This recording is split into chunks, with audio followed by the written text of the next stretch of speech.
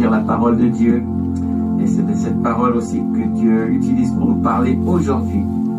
Alors nous allons lire dans Jean, je crois que c'est ça qui est prévu, oui, Jean 16.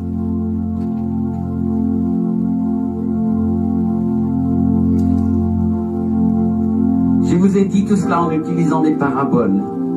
Le moment viendra où je ne parlerai plus ainsi, mais je vous annoncerai clairement ce qui se rapporte au Père. Ce jour-là, vous adresserez vos demandes au Père en mon nom. Et je ne vous dis pas que je le prierai pour vous, car le Père lui-même vous aime.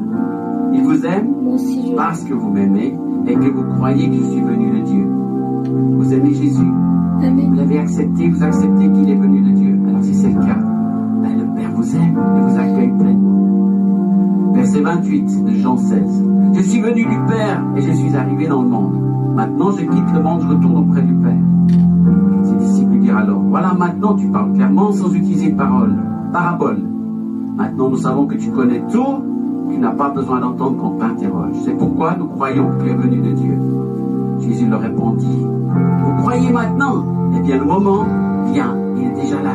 Vous serez tous dispersés. Chacun retournera chez soi et vous me laisserez seul. Nous sommes dispersés, nous sommes séparés, nous sommes dans un sens désunis, pratiquement, physiquement, mais pas de cœur, mais pas d'esprit. Alors je vous dis la suite, verset 32. Non, je ne suis pas vraiment seul, car le Père est avec moi. Je vous ai dit tout cela pour que vous ayez la paix en restant unis à moi. Vous aurez à souffrir dans le monde, mais courage, j'ai vaincu le monde. Amen. Je vous lis ces 3 derniers versets. Non, je ne suis pas vraiment seul, car le Père est avec moi. Je vous ai dit tout cela pour que vous ayez la paix en restant unis à moi.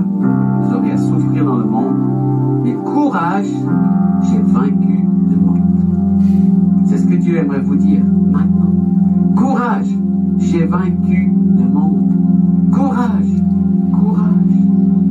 Jésus a vaincu le monde.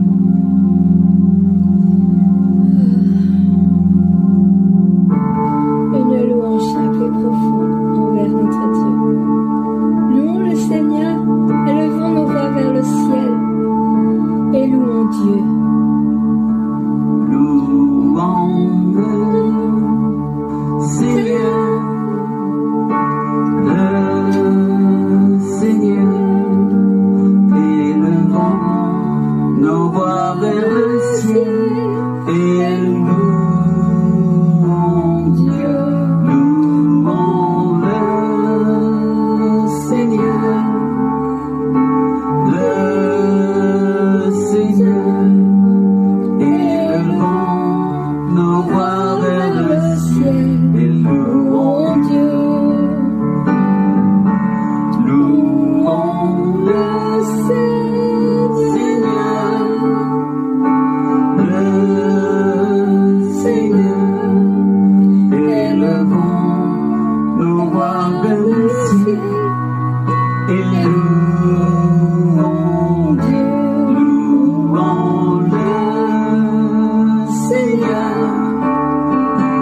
le Seigneur, élevons nos voix vers le ciel et louons Dieu. Élevons nos voix vers le ciel tous ensemble. Quand la musique joue, élevez vos voix. Montez nos louanges vers toi, Seigneur. Car il n'y a personne d'autre qui mérite la louange plus que toi. C'est un privilège, Seigneur, de te connaître, de pouvoir t'adorer, de pouvoir t'élever, dire combien tu es grand, combien ton œuvre est précieuse pour nous. Tu es précieux pour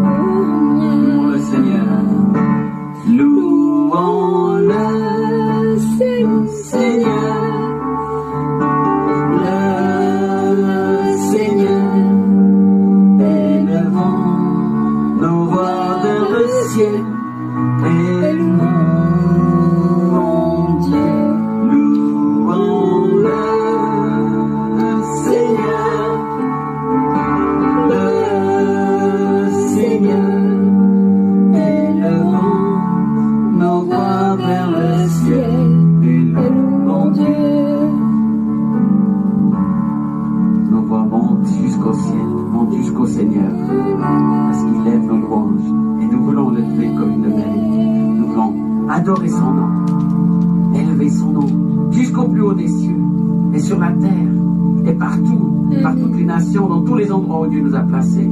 Dire que Dieu aujourd'hui est vivant, que Jésus, son Fils bien-aimé, était envoyé pour nous, et que c'est à cause de lui que nous avons la force, du courage de vivre sur cette terre, au milieu des souffrances, au milieu des difficultés, au milieu des défis, au milieu des combats, au milieu des luttes.